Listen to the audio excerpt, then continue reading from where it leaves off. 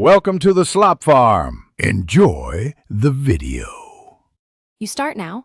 Identify the exact battery chemistry and size because stickers must match specifications and safety codes.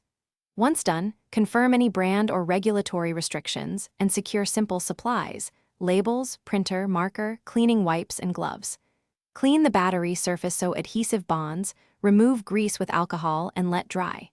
Make a template for consistent placement and test print one sticker on plain paper first. This saves time and ensures your labels fit and read correctly before you commit to printing dozens.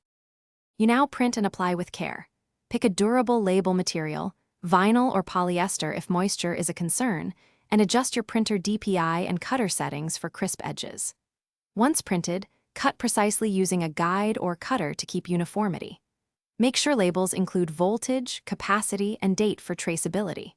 When applying, align to the battery seam, press from center outward to expel air, and use a roller if available. This prevents peeling and preserves legibility over time. You finish strong. Inspect every labeled battery to confirm correct placement, adhesion, and legibility under task lighting. If labels lift, consider sealing edges with a clear coat or applying heat shrink tubing for permanent protection.